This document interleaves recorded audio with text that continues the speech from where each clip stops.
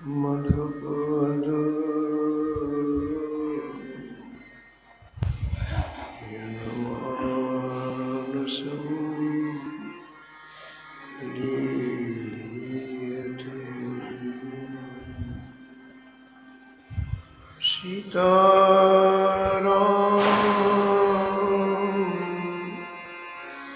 गुणादि निशिदेवा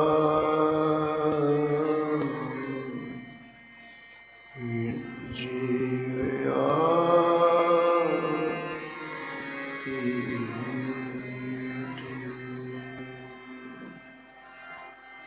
सीताराम विचित्र रूपमनिशम् यश्चक्षुषोर्भूषणम्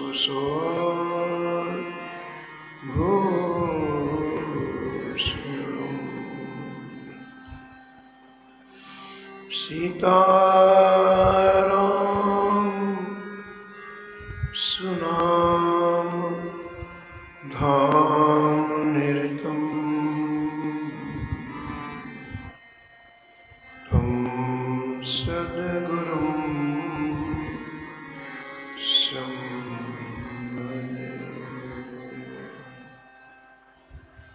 नीलाम्बुज श्यामलकोमलाङ्गं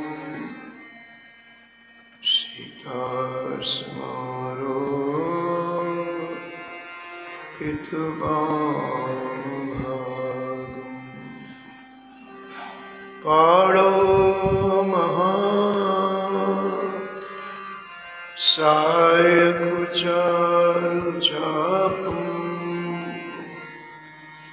नमामि रामं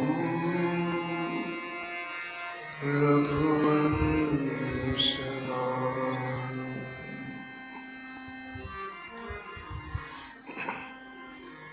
यत्र यत्र रघुनाथ कीर्तनम्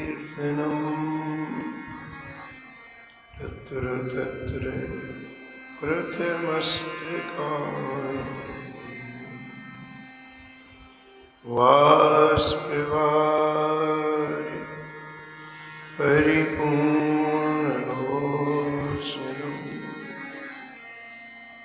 आरुतिं नमत राक्षसान् वाञ्छाकल्पतरुभ्यश्च कृपासिन्धुभ्येव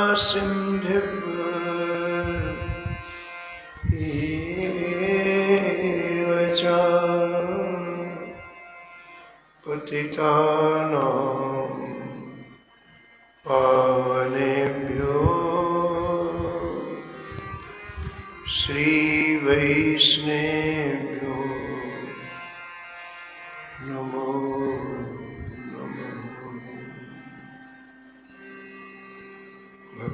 भक्ति भगवन्त गुरु चतुरनाम वपु एक, इनके पद वंदन किए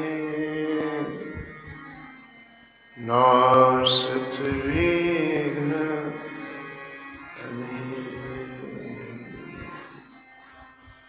हरजु आए विराजिए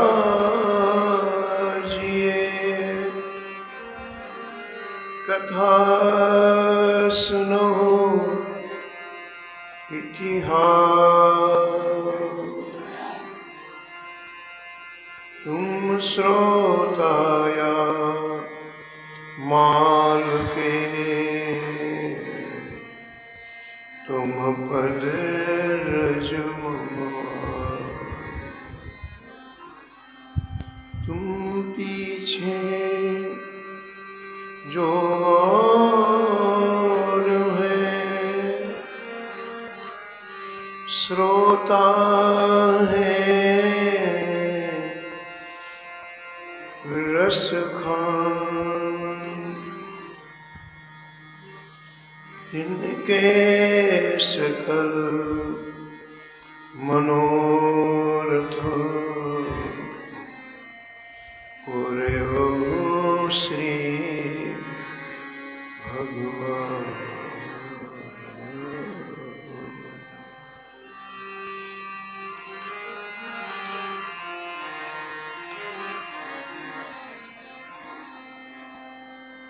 राधे राधे गोविंद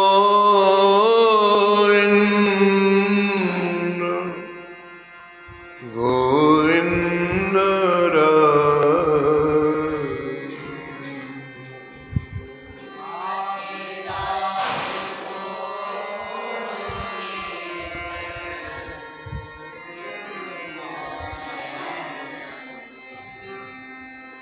राधे राधे गोविंद गोविंद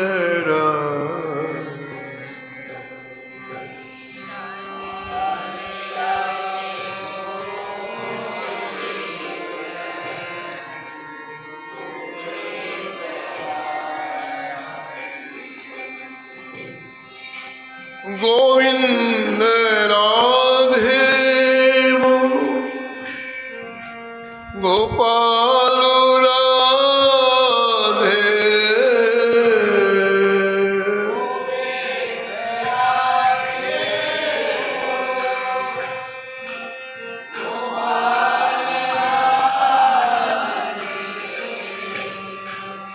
राधे राधे गोविंद गोविंद राधे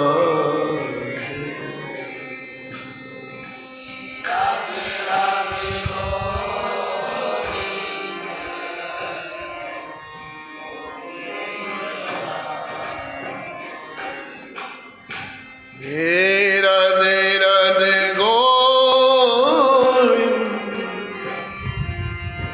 गोविंद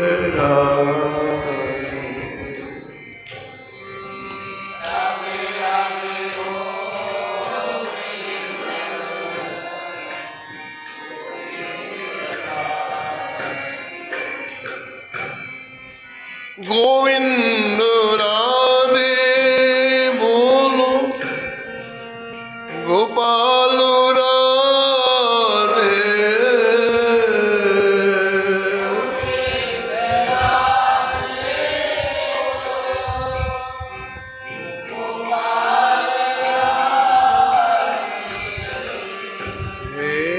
राधे राधे गोविंद गोविंद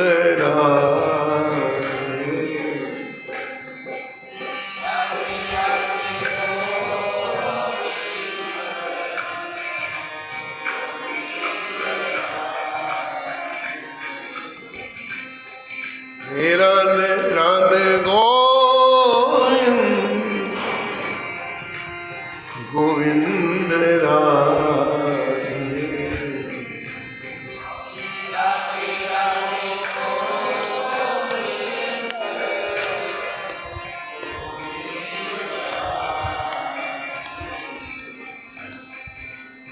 गोविंद राधे गोपाल राधे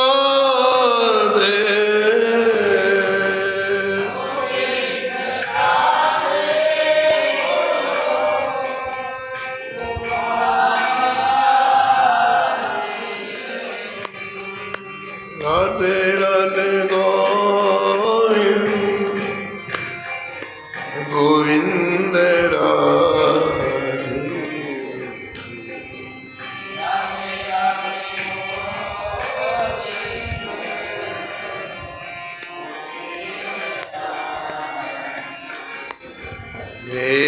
राधे राधे गोविंद गोविंद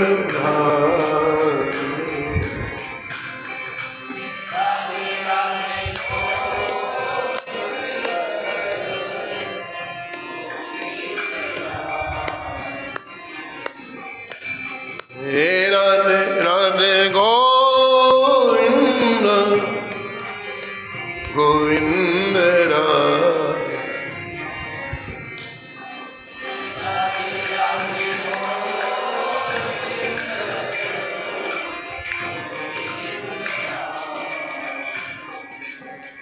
श्री जानकी वल्लभ लाल की, श्री मंगल मूर्ति हनुमान जी महाराज की, सपरिकर श्री भक्तमाल जी की, सब संत भगवान की, श्री स्वामी अग्रदास जी महाराज की, श्री नाभाजी महाराज की, श्री प्रियादास जी महाराज की, श्री वृंदावन धाम के, श्री बांके बिहारी लाल की, श्री राधा वल्लभ लाल की, श्री गिरिराज जी महाराज की, श्री यमुने महारानी की, श्री राम नाम महाराज, श्री महाराज जी की जय जय श्री राधे।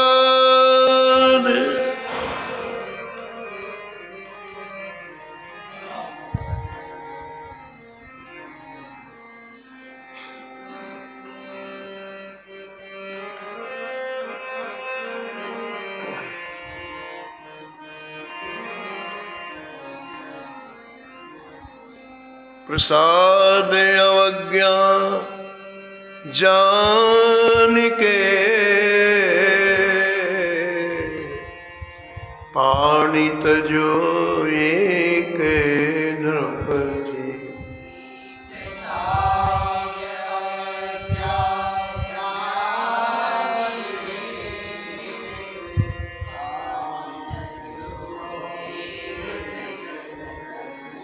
होगा बात सब ही जग जाने,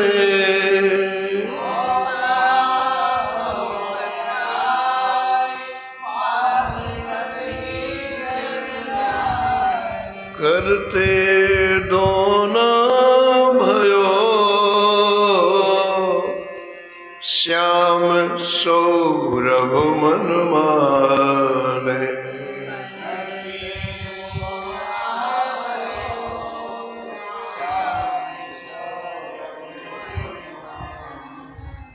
छपन भोगते पहिल खींच करवा की भावे,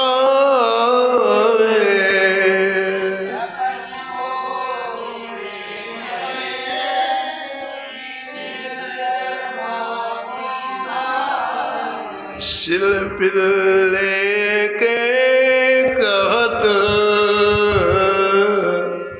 कुंवरी पे हरि चले आए।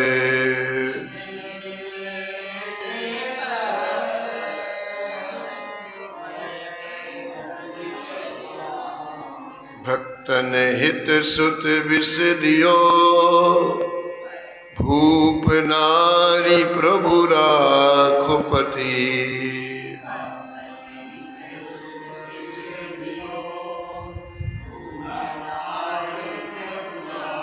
प्रसाद अवज्ञा जान के,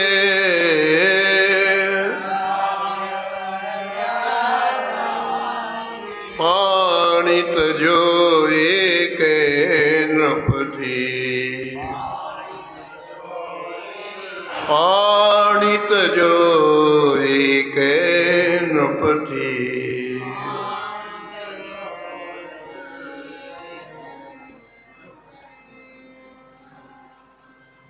प्रातः स्मरणीय परम वंदनीय श्री नाभाजी महाराज परम पावन ग्रंथ श्री भक्तमाल में भक्तों के दिव्य चरित्रों का वर्णन किया है। इस छप्पे में 6 भक्तों का स्मरण श्री नाभा गोस्वामी जी ने किया है। उनमें शिल्पिल्ले के प्रति जिन 2 कन्याओं की निष्ठा थी, वो चरित्र आप श्रवण कर रहे थे। एक जिमीदार की कन्या और एक राजा की कन्या राजकुमारी, और दोनों को ऐसा दिव्य संयोग प्राप्त हुआ कि छोटी आयु में किसी संत के द्वारा श्री ठाकुर जी की सेवा करते हुए देखने का सौभाग्य प्राप्त हो गया।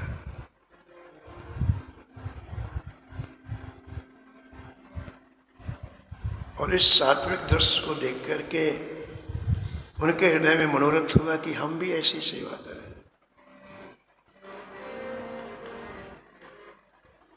सुनने का, देखने का बहुत प्रभाव पड़ता है हमारे मन में, बहुत प्रभाव पड़ता है।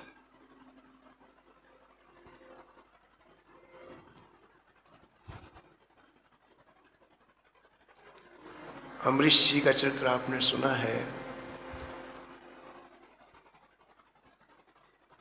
अमरीश जी के चरित्र में आया कि अमरीश जी जब थे उस समय ही अमरीश जी का चरित्र सारे भारत में गाया जाता था। इतना दिव्य चरित्र अमरीश जी का कि बड़े बड़े राज दरबार में प्रतिदिन अमरीश जी का चरित्र गाया जाता। केवल एक दिन की बात, वो संस्कार कैसे पकड़ते हैं, चाहे बुरा संस्कार हो चाहे अच्छा संस्कार हो। बुरा संस्कार भी बहुत जल्दी पकड़ता है और अच्छा संस्कार भी बहुत जल्दी पकड़ता है। अजामिल कितना पवित्र था, हमारे माता पिता की सेवा करता है, शास्त्रों का पूरा अध्ययन। और एक दिन पिताजी के लिए समधा लाने के लिए गया, हवन की लकड़ी लेने के लिए जंगल में गया। वहां 1 मिनट उसने गलत दृश्य देख लिया। कोई मदिरा पिए हुए, कोई शराबी एक वेश्या के साथ, वो दृश्य उसने देख लिया। बस तक्षण बुद्धि नष्ट हो गई महाराज, ज्ञान चला गया, ब्रह्मत्व चला गया और उसी वेश्या से विवाह कर लिया। पूरा जीवन नष्ट हो गया। एक क्षण का कुसंग, एक बार का कुसंग, ऐसी सत्संग होता है। अमरीश जी का चरित्र एक राजा के यहाँ राज दरबार में प्रातःकाल एक व्यास जी सुना रहे थे, पंडित जी सुना रहे थे, सब लोग बैठे थे। राजा बैठा था और राजा के बगल में राजा की राजकुमारी बैठी थी। उसने सुना चरित्र पहली बार। अमरीश जी का चरित्र उस राजकुमारी ने, जिसकी उम्र मात्र 18 या 19 वर्ष थी, बस पहली बार उसने एक भक्त चरित्र सुना, एक राजा का चरित्र सुना। 1 घंटे चरित्र होता था और उसको इतनी खुशी हुई, इतनी खुशी हुई, अरे ये भी जीवन होता है। हम तो ये समझते थे कि ये जीवन है, बस पैदा हो, बड़े हो, पढ़ो लिखो, व्यापार करो, विवाह हो जाए, परिवार बसाओ, फिर उनकी सेवा में लग जाओ, फिर मर जाओ। हम तो यही जीवन समझते थे और ये भी जीवन है जहां 24 घंटे ठाकुर जी का समावेश। तो उस राजकुमारी के हृदय में मनोरथ हुआ कथा सुनने के बाद, मैं भी ऐसा जीवन जीऊं। देखा आपने कथा का प्रभाव। जीवन में पहली बार कथा सुनी उसने, लेकिन अमरीश जी के जीवन की शैली सुनकर के कितना सुंदर जीवन जीते हैं। लाखों रानियां हैं लेकिन किसी से बात करने का अवकाश उन्हें नहीं। लाखों नौकर हैं लेकिन ठाकुर जी की प्रत्येक सेवा स्वयं करते हैं और 1 मिनट किसी के लिए नहीं देते हैं। पूरे 24 घंटे ठाकुर जी के लिए देते हैं। इतना सुंदर जीवन। उस राजकुमारी का रोम रोम खिल गया। देखो, जब तक आप श्री धाम वृंदावन नहीं आए, श्री अयोध्या नहीं आए, तब तक आप सत्संग क्या होता है, सत्संग का जीवन क्या होता है, इसका बोध नहीं हुआ आपको। माता पिता ने जिस माहौल में रखा, आप उसी को सबको समझा आपने, और समझा कि बस जीवन की सबसे बड़ी उपलब्धि है। ये तो संतों की कृपा हुई, महापुरुषों की कृपा हुई कि आपको खींच के वृंदावन लाए, और आज लग रहा है कि नहीं, कोई और जीवन है, इतना ही जीवन नहीं है। ये कितने भाग्यशाली लोग थे जिन्होंने इतना बढ़िया जीवन जिया, कितना सुंदर जीवन जिया। तो जीवन में एक बार कथा सुनी राजकुमारी ने, मात्र 1 घंटे,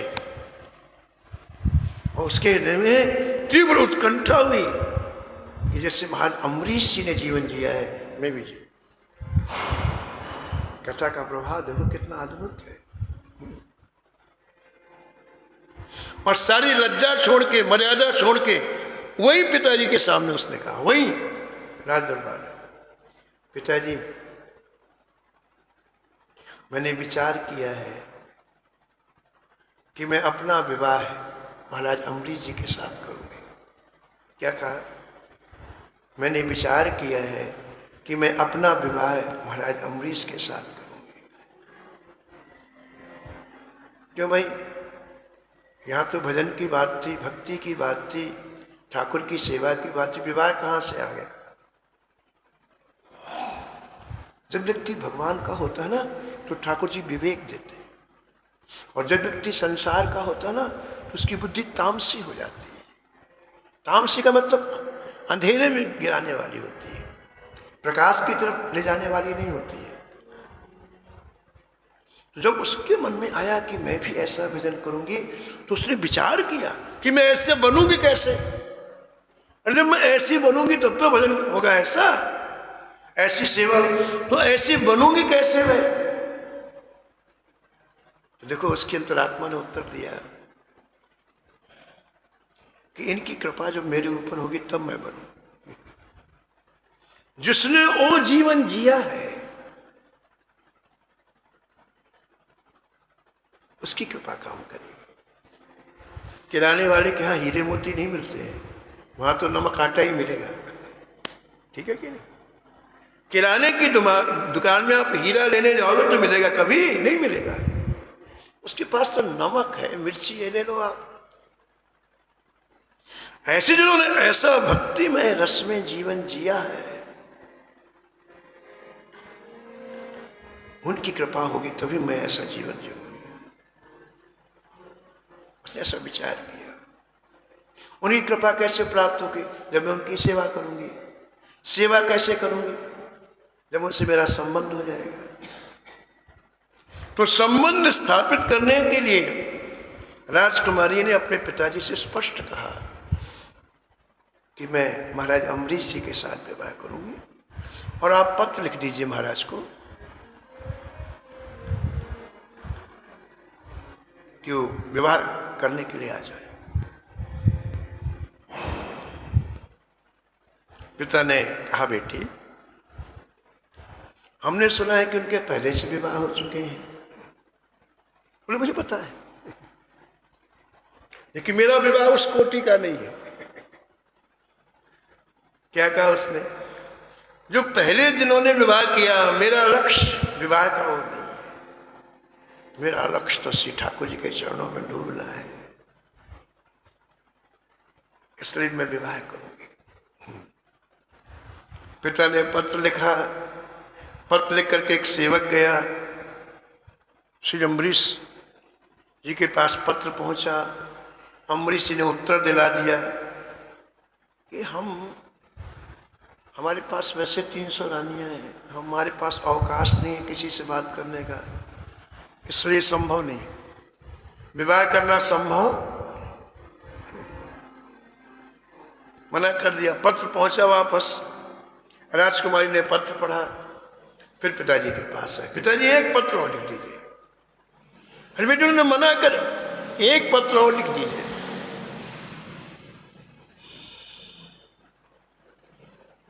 आप लिखिए कि आप 300 रानियों से बात नहीं करते, इसलिए तो मैं विवाह कर रही हूं।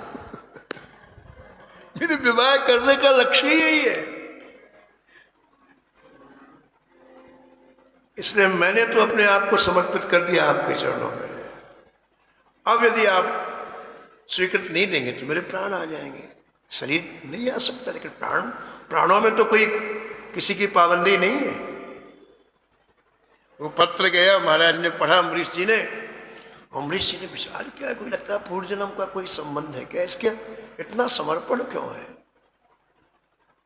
तो उस जमाने में अस्त्र शस्त्रों से विवाह हो जाते थे, उनके पास तो समय था नहीं। अपनी तलवार भेज दी और तलवार से विवाह हो गया, रानी आ गई। और रानी ने आकर के महाराज एक दिन महाराज का दर्शन हुआ, केवल एक दिन अम्बरीश जी का। और अम्बरीश जी ने केवल इतना कहा कि रानी जी अपने महल में सेवा पधरा के ठाकुर जी को लाड़ लड़ाओ। स्वयं अपने ठाकुर जी को लाड़ अपने महल में पधरा के लड़ाओ। हमारे यहां ठाकुर जी की सेवा करने की आने की आवश्यकता नहीं है। कहते हैं जिसके ऊपर श्रद्धा होती है उसका प्रत्येक शब्द मंत्र होता है। ठीक है, केवल 2 अक्षर का नहीं, 4 अक्षर का नहीं, 8 अक्षर का नहीं, 16 अक्षर का नहीं, 32 का नहीं। जिसके ऊपर श्रद्धा हो तो उसका प्रत्येक शब्द मंत्र के समान काम करता है। तो राजकुमारी जो रानी बन गई, इसकी श्रद्धा देखो आप अम्बरीश जी के प्रति। उन्होंने कहा मानो गुरु मंत्र मिल गया। महल में आई और ऐसी सेवा की ठाकुर की, महाराज ऐसी सेवा। नारद जी आज दर्शन करने आने लग गए और स्वयं अम्बरीश जी दर्शन करने के लिए गए। देखा आपने, एक दिन की कथा ने कहां पहुंचा दिया। राजा का मतलब होता है रजोगुण, जिसका जीवन खाओ पियो मौज करो।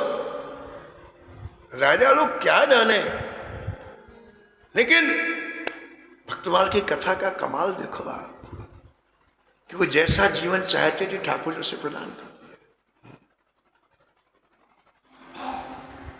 तो इन दोनों शिल्पल्ले की वक्ताओं का यही चरित्र है। पहला चरित्र आपने सुना और दूसरा चरित्र भक्तमाल के टीकाकार प्रियादास महाराज वर्णन करते हैं। सुनो नृप सुता बात, सुनो नृप सुता, भक्ति गात गात पगी। सुनो नृप सुता, भक्ति गात गात पगी। भगी सब विषय वृत्ति, सेवा अनुरागी है। भगी सब विषय वृत्ति, सेवा अनुरागी है। सेवा अनुरागी है, सेवा अनुरागी।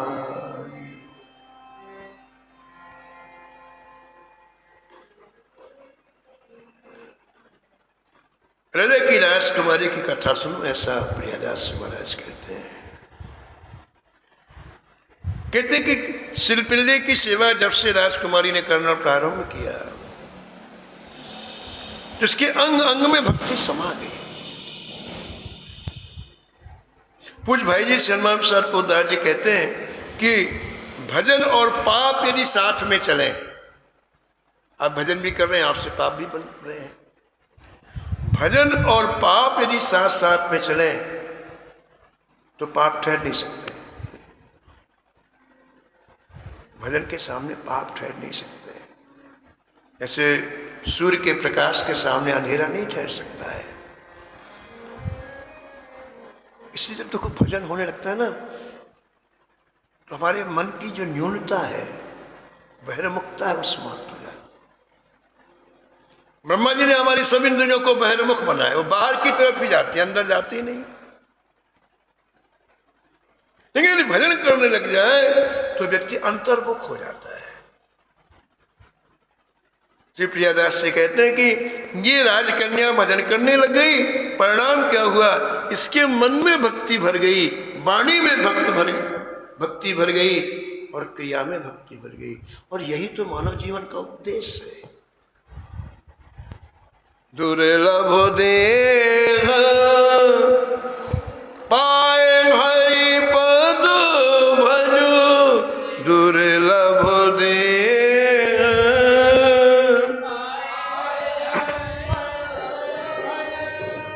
करम बचन अरु हियते,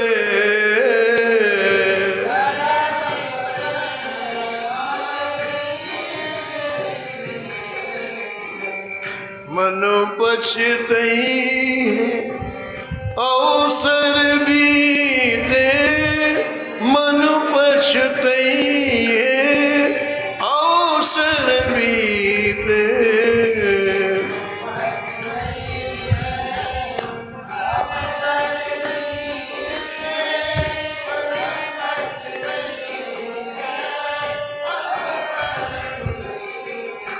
गोस्वामी कहते हैं मन से, वचन से, कर्म से भगवान का भजन करो। और इस राजकुमारी की यही स्थिति हो गई। संसार के सुख जो हमने लाखों जन्म भोगे हैं, करोड़ों जन्म भोगे हैं, भजन के प्रभाव से उन सुखों के भोगने की इच्छा ही चली गई। मन ते सकल वासना भागी, मन ते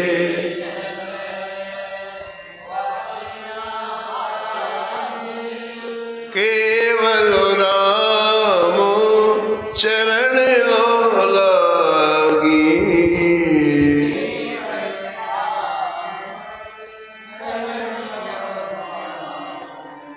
अब चित्त कहीं जाता ही नहीं। चित्त की संपूर्ण वृत्तियां भगवान श्रीपल्ले की सेवा में लगी रहती हैं। अब देखो, जिसका चित्त भगवान में लग जाता है उसे नहीं पता चलता कि मेरी आयु कितनी हो गई, शरीर में ध्यान ही नहीं जाता है। अब 8 वर्ष की आयु से सेवा करना प्रारंभ किया, बिल्कुल कन्या थी, छोटी थी। अब उसकी आयु हो गई 15 वर्ष, 16 वर्ष हो गए। और माता पिता ने इनका विवाह निश्चित कर दिया और बारात आ गई, विदाई की तैयारी होने लग गई। देखो, इसमें को कोई पता नहीं क्या हो रहा है, क्या नहीं हो रहा है। संसार अपना काम करता है, भक्त अपना काम करता है। भक्त को भगवान के सिवा किसी का चिंतन ही नहीं होता, और संसारी को संसार के सिवा किसी का चिंतन नहीं। 24 घंटे घर में व्यक्ति यही सोचता रहता है, लोग क्या कहेंगे, लोग क्या कहेंगे। सबसे बड़ा है रोग, क्या कहेंगे लोग, बस। व्यर्थ का चिंतन बहुत करता है व्यक्ति, व्यर्थ का, जिससे कोई लेना देना नहीं। समय खराब हो जाता है, समय चला जाता है। तुम्हारे घर में बारात आई, और बारात आकर के जब विदाई की बेला आई तो पता चला राजकुमारी को, अब जो रानी बन गई, कि मुझे पति के साथ में जाना है।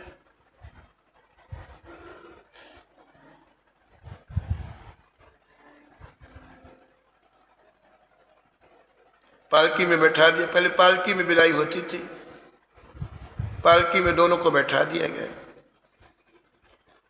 लेकिन इस रानी का, जो अभी राजकुमारी है, इसका मन कहाँ है? शिल्पिल्ले जी में। अपनी गोदी में शिल्पिल्ले जी को लेकर के बैठी पालकी में, और उसकी दृष्टि पति की तरफ नहीं, शिल्पिल्ले जी में है।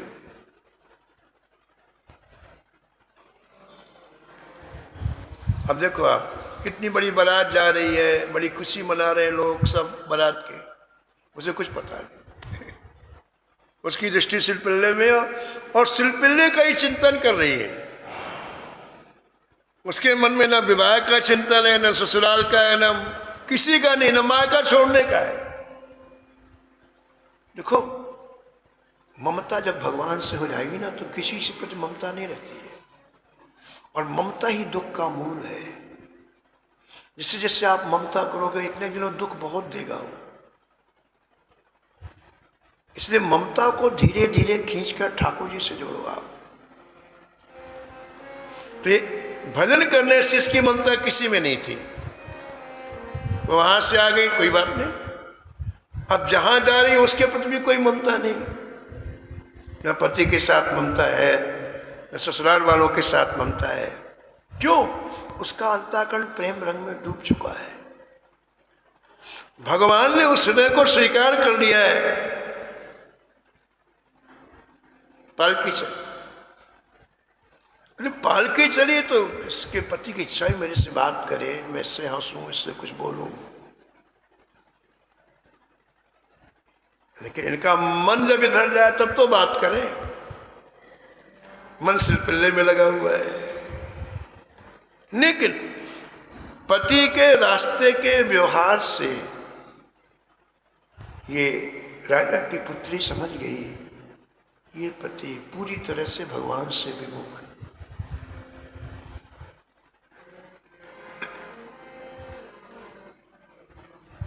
और चिंता हो गई कि मैं ऐसे परिवार में जा रहा हूं जहां कोई ठाकुर जी का नाम नहीं जानता है। प्रियदासी लिखते हैं, ब्याही ही विमुख घर, ब्याही ही विमुख आयो लेने वगैर।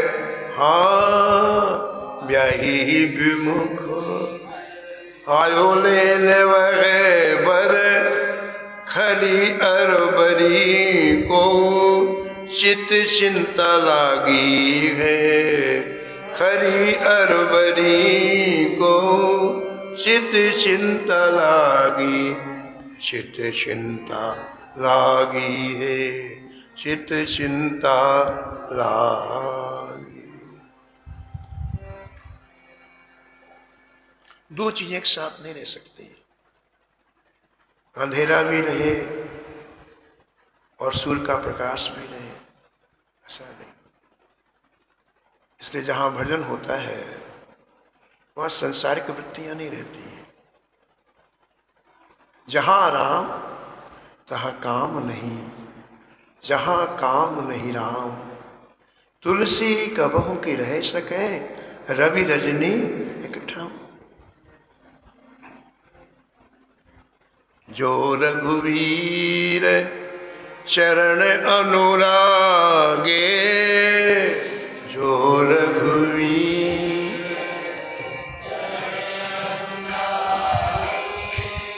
तिन सब भोग रोग सम त्यागे।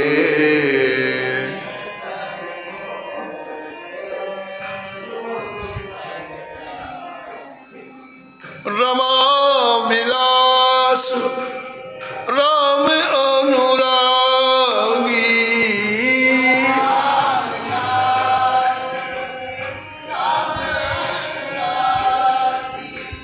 तजत मन जिमी जन बड़ो भागी। तजत मन जनो बड़ो भागी, जनो बड़ो भागी, जनो बड़ो भागी। चिंता हो गई। खलमंडली बसऊ दिन राती, सखा धर्म निभे कई बाती। भगवान ने विष्णु जी से पूछा कि तुम जहां लंका में अभी तक रहे वहां तो खलमंडली है, उसके बीच में तुमने कैसे भजन किया? तो खलमंडली के बीच में जाना है, ये चिंता हो गई।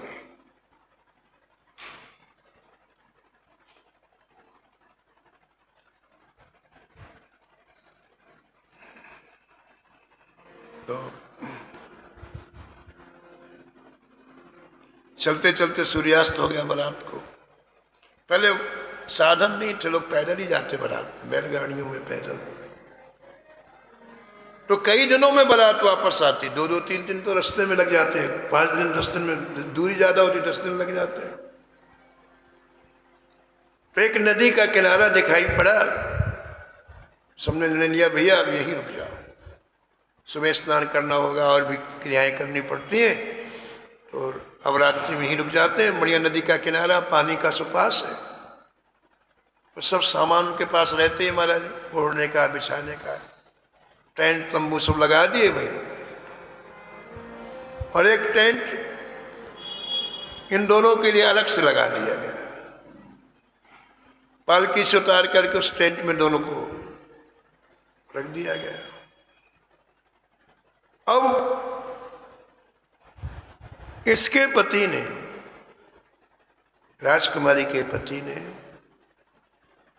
राजकुमारी के साथ कुछ सांसारिक बातें करना चाहा, लेकिन यहां जगह ही नहीं ना। उसने कहा देखो मेरा स्पर्श नहीं करना, मुझे रोग लग गए हैं, और स्पर्श करोगे तो रोग तुमको भी लग जाएंगे।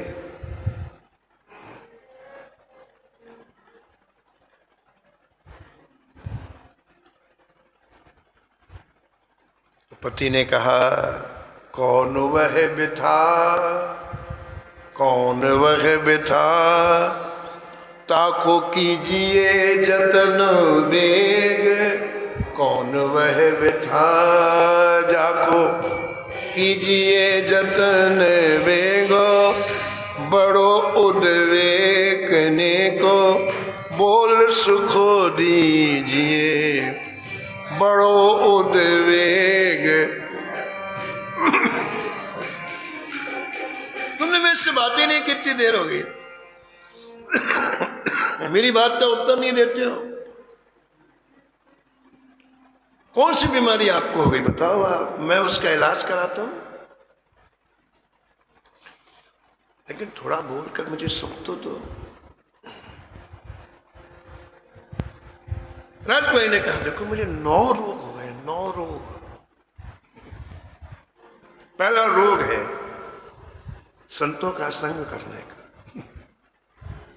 प्रथम भगति संतन कर संगा, प्रथम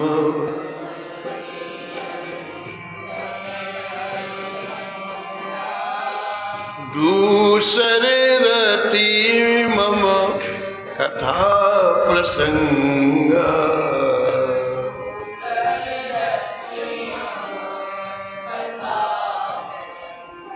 पहला, राजकुमारी ने कहा पहला रोग मुझे संतों का संग करने का हो गया है, और दूसरा रोग मुझे कथा सुनने का हो गया है, और तीसरा रोग गुरुदेव की सेवा का हो गया है। गुरुपद पंकज सेवा,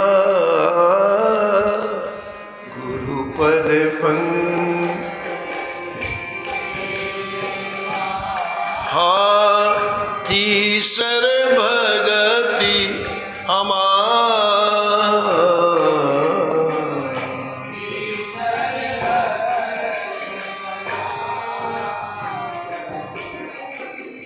चौथे भगति मम गुण गणे, चौथ भगति मम करे कपट तजिगा, करे कपट। और चौथा रोग मुझे ये हो गया कि मैं जो सुनती हूँ गाती हूँ। भगवान की कथा इतनी सुननी चाहिए, इतनी सुननी चाहिए, वो अपने आप निकलने लग जाए हमारे मुख से, इतनी सुनो। जो अंतःकरण में भरा होगा वही तो निकलेगा ना। करे कपट तजी गान, अपने सुख के लिए गान करो, दुनिया के लिए नहीं। भगवान की कथा दुनिया के लिए नहीं है। स्वांता सुखाय तुलसी रघुनाथ गाथा। इतना सुनो कथा कि 24 घंटे कथा ही निकले आपके मुख से और कोई बात ही न निकले।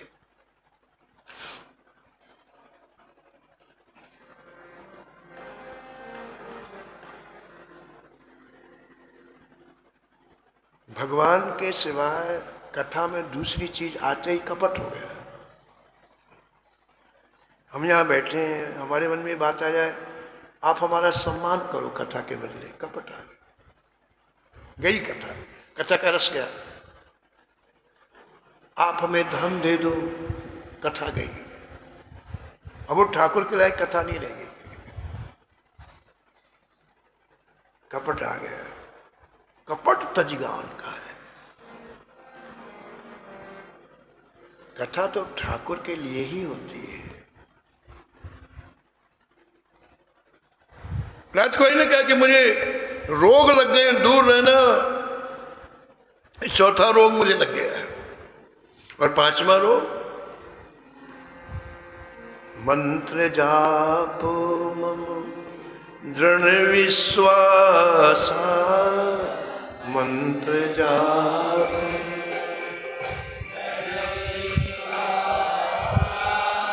पंचम भजन सो वेद प्रकाशा।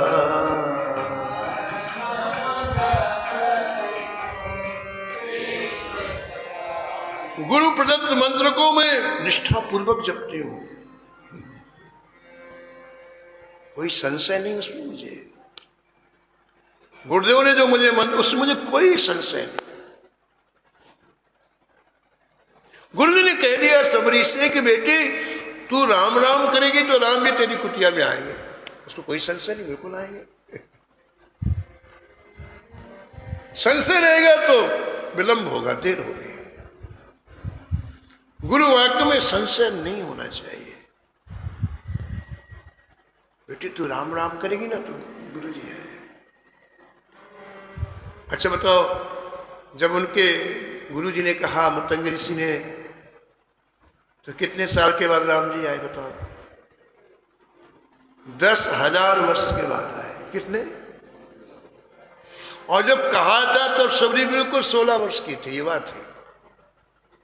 और 10,000 में सबरी बूढ़ी हो गई, लेकिन उसके विश्वास में कमी नहीं आई। गुरु जी ने कहा तो राम जी आएंगे। राम जी पहुंच गए। श्याम गौर श्याम गौर सुंदर दो भाई। श्याम गौर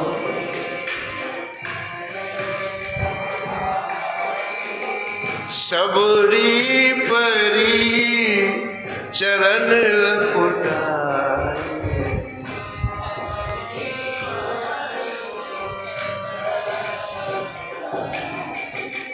सरसिज लोचन बाहु विशाला।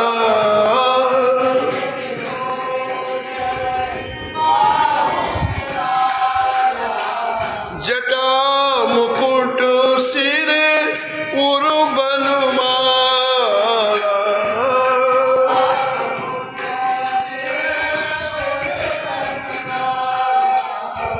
सबरी देखो राम ग्रह आए।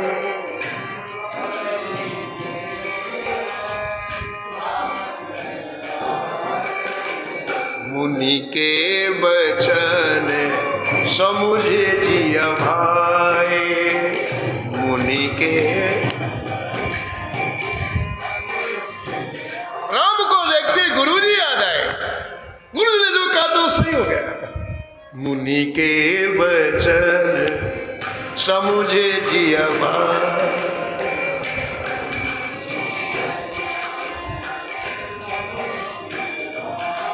राजकुमारी ने कहा कि मुझे 5वां रोग लग गया है। गुरु प्रदत्त मंत्र का मैं निष्ठा पूर्वक जाप करती हूँ। और 6वां रोग मुझे ये लगा है कि मैं अपनी इंद्रियों को संयमित रखती हूँ।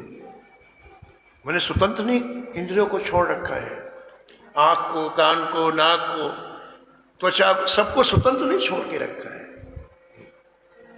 संयमित। इंद्रिया घोड़े के समान, जैसे रथ में घोड़ा होता है और आपको स्वतंत्र छोड़ दो तो गड्ढे में ले जाएगा। आप रथ में बैठे हो और घोड़े को स्वतंत्र कर दो, रस्सी से हटा दो। इसलिए इंद्रिय रूपी घोड़े को संयमित रखो। ये मेरा 6वां रोग है। और 7वां रोग क्या है? बोले 7वां रोग मुझे ये लग गया है कि मैं जहां देखती हूं मुझे मेरे प्रभु दिखते हैं, कोई व्यक्ति नहीं दिखता। सातों मोही में सब जग देखा,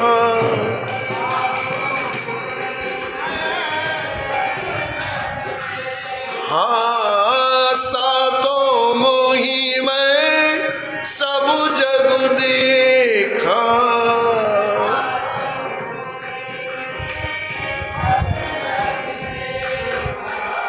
मोते अधिक संत कर लेखा।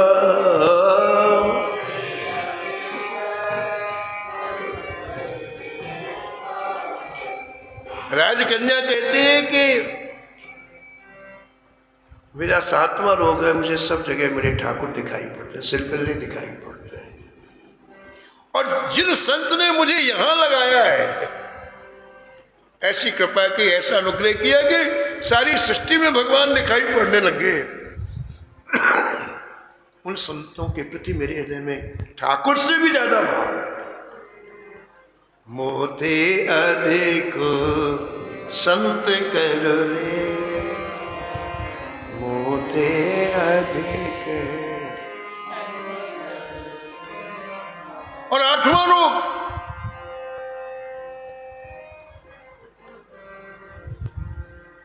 मेरी दृष्टि में किसी का दोष नहीं दिखाई पड़ता। दोष कब दिखाई पड़ता बताओ आप? जहां से हमें लाभ होता है ना, वहां राग होता है, और जहां से हानि होती है वहां द्वेष। ये तो जीवन का क्रम है। हमें जहां लाभ होगा दौड़ के जाएंगे, बड़े खुश होंगे, अरे भैया अब इसके पास आते जाते रहना भैया, व्यवहार बना के रखो, बहुत काम काज नहीं। और जहां से थोड़ा अपमान मिल जाए, उपेक्षा हो जाए, देख लेंगे इसको। तो यहां राजकुमारी कह रही है कि मेरे जीवन में लाभ और द्वेष नहीं है। मेरे जीवन में क्या है? जो ठाकुर जी ने दिया बहुत है। ये बात भजन करने वालों को हृदय में रखना चाहिए। भगवान ने हमें जो दिया हम उसके लायक नहीं। इतनी कृपा कर दी भगवान ने, कितना दिया महाराज।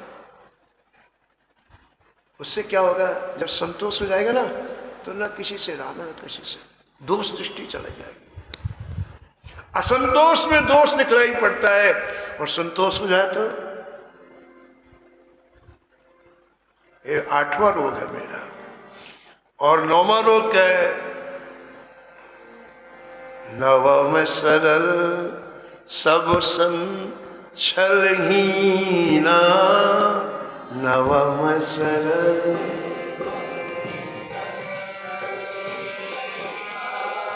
मम भरोस हिय हरस दीना,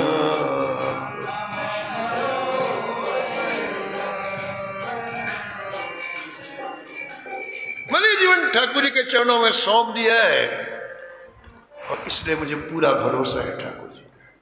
ठाकुर के भरोसे में जीवन जीना, अपने बल पर नहीं। अगर आपने ठाकुर जी की शरणागति ली है, आपने दीक्षा ली है, आपने अपना हाथ ठाकुर जी को पकड़ाया है, तो अब उनके बल पर जियो। मेरे को रोग लग गए, मेरे पास आओगे तुमको रोग लग जाएंगे। मेरे से बात करोगे ना तो तुमको रोग लग जाएंगे। अब उसको कुछ समझ में नहीं आया। वो दूसरे क्षेत्र का प्राणी, संसारी प्राणी, अब इनकी बात समझ में नहीं आई।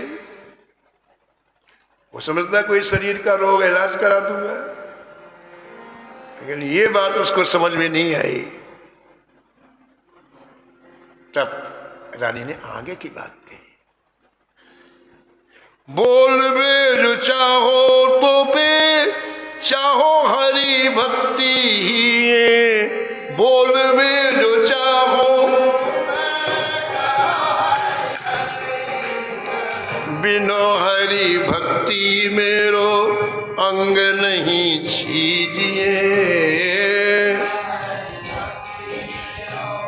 अंग नहीं छीजिए, अंग नहीं छीजिए, अंग नहीं छीजिए, अंग नहीं छीजिए।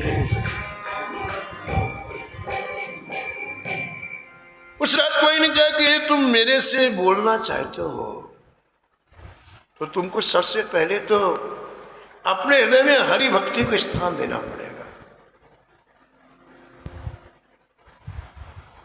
शिल्पिल्ले जी को अपना मानना पड़ेगा, इनसे प्रेम करना होगा, क्योंकि मैंने प्रतिज्ञा की है कि जिसके हृदय में हरि की भक्ति नहीं है वो मुर्दा है, जीवित है ही नहीं। जिन्हें हरि भगत हृदय नहीं आन, जिन्हें हरि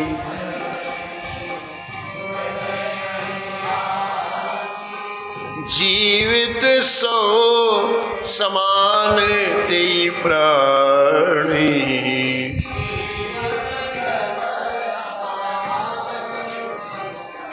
इसलिए यदि हरि भक्ति तुम्हारे हृदय में नहीं आएगी और हरि भक्ति स्वीकार नहीं करोगे, खबरदार मेरा स्पर्श नहीं करना, अंग नहीं छीजिए, मेरा स्पर्श नहीं करना। अरे महाराज, उसको इतना गुस्सा आया, इतना गुस्सा आया, उसने विचार किया कि ये जो पिटारी इसके पास है यही हत्या की जड़ है, ये जो गोद में शिल्पिल्ले ले रखे ने यही हत्या की जड़, यही मेरे को इससे अलग किए हुए, वंचित किए हुए। अब तो आंखें लाल करके मारा, उसने दोनों हाथों से पिटारी छीनी और पास में नदी बह रही थी, उठा के फेंक दी।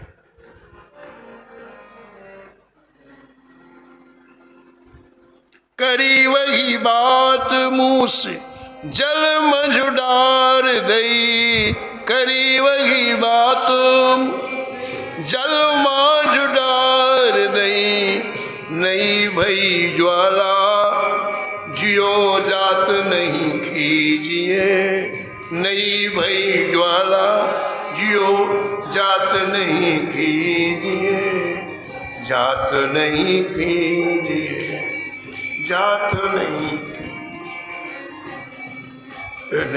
कीजिए।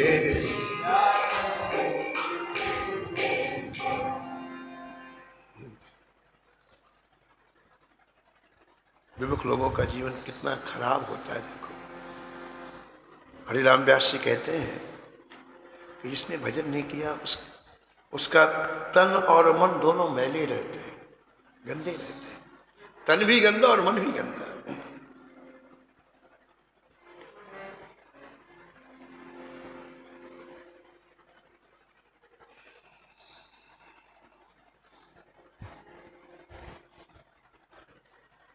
उस राजकन्या के ठाकुर जी क्या है बताओ, प्राण है, प्राणों को फेंक। मीरा जी के चरित्र में है कि सारे उपाय करके राणा हार गया, लेकिन मीरा की मृत्यु नहीं हुई, सब कुछ कर लिया उसने। वो बाद में उसे ऐसा लगा कि मरते क्यों नहीं है, उसे समझ में आया कि इसके प्राण गिरधर गोपाल में है। यदि गिरधर गोपाल को इससे अलग कर दिया जाए तो मर जाएंगे। तो चोरों को धन दिया राणा ने, और चोर लोग रात्रि में आए, मीरा जी एक अकेले रहती थी उनके गिरधर गोपाल। तो रात्रि में 1 बजे मीरा जी ठाकुर जी के सामने बैठे हुए पद गा रही थी। कहे थोड़ी आंख में झपकी सी आई, रात्रि का समय होते ही है, और चोर बिल्कुल शाम से बिल्कुल लगे हुए थे कि मौका मिले उठाए। झपकी आई और गिरधर गोपाल को उठाया और भागी। अंधेरा पूरा चारों तरफ। तो दौड़ते हुए छाया दिखाई पड़ी।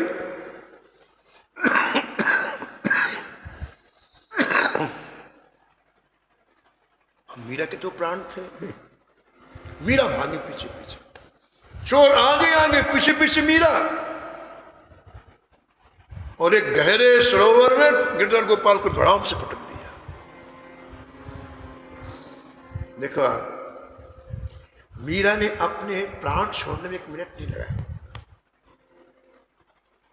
वो तो भाग गए सरोवर में छोड़कर, को तो पैसा मिल रहा था, लेकिन मीरा तत्क्षण सरोवर में कूद पड़ी। प्राण के ऐसे पिटारी को जैसे डाला इसके पति ने, वैसे ही महाराज विरह से इसका शरीर जलने लग गया। जैसे अंगारे में किसी शरीर को रख दिया जाए ना, ऐसी स्थिति हो गई। तजो जल अन्न अब चाहत प्रसन्न कियो,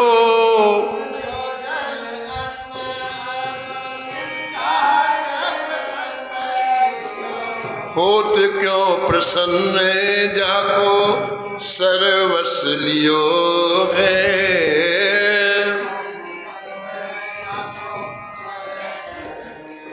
हाँ, सर्वस लियो है, सर्वस लियो है।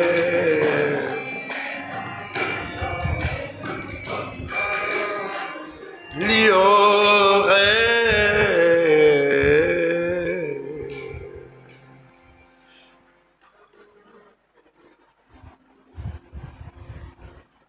इतनी दुखी हुई और राजकुमार, शरीर का होश नहीं रहा।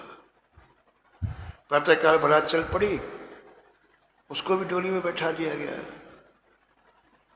बारात राजा के यहाँ पहुंची, सब कुछ राजा के यहाँ जो कुछ होने थे, नेक फेक सब, उसे उसकी आंखें तो रोते तो सूज गई, बिल्कुल लाल पड़ गई।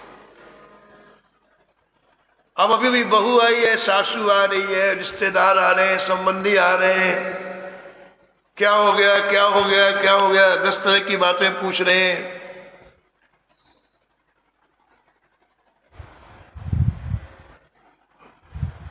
लेकिन कोई जवाब नहीं किसी को। तब सभी मिलकर के राजकुमारी के चरणों में अपना सिर रख दिया और कहा, तू जो कहेगी हम वही करेंगे, बता तू कैसे प्रसन्न होगी। राजकुमारी ने कहा, मेरे प्राण सिलपिल्ले हैं और सिलपिल्ले मुझे मिलेंगे तभी मैं जीवित रहूंगी। प्राण विहीन शरीर में कोई जीवित रहता है क्या?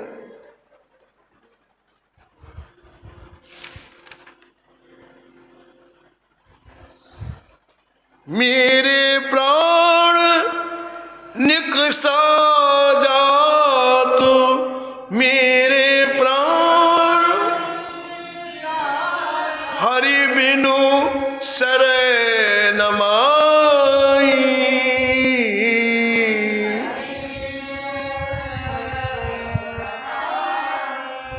हरि बिनु सरे नमाई।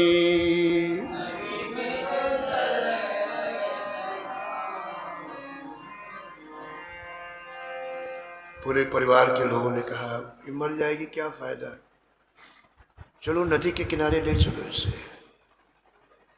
शायद इसके सिलपिल्ले आ जाएं और इसके प्राण बच जाएं। पूरा परिवार महाराज उस राजकन्या को लेकर के नदी के किनारे पहुंचा। आहा, वो किनारा देख के इसका विरह और धधक उठा। उसने बड़ी आर्तवाणी से बोला, गोहरायो आरत बचन, गोहरायो सिलपिल्ले गिरधारी।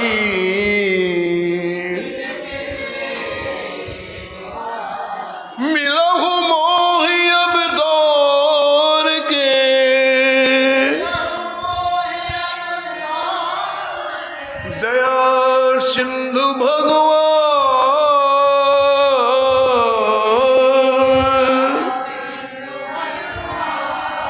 तू दर्शन बिन दासिका, तू बिनु दासिका, तजन चाहत अब प्राण।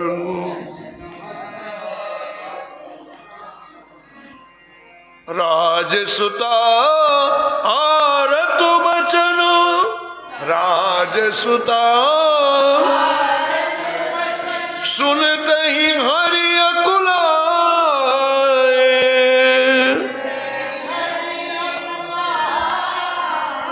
निकसे नदी गोद ही, निकसे नदी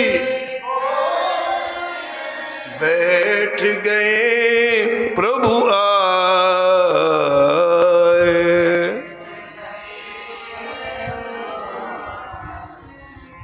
शिल्पिल्ले पाषाण ते प्रगट्यो कमलाकंत, पाषाण ते प्रगट्यो कमलाकंत।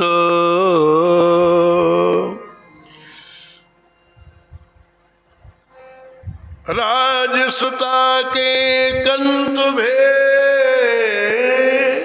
राजसुता के प्रेम विवश भगवंत, प्रेम विवश भगवंत।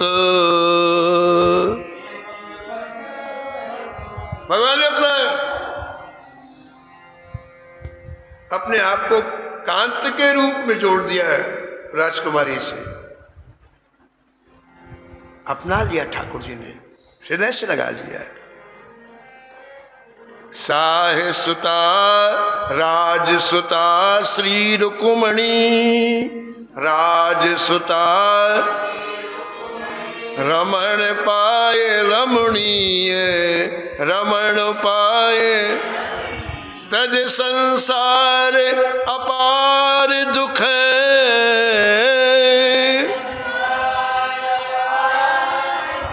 लई मुक्ति कमनीय, लई मुक्ति।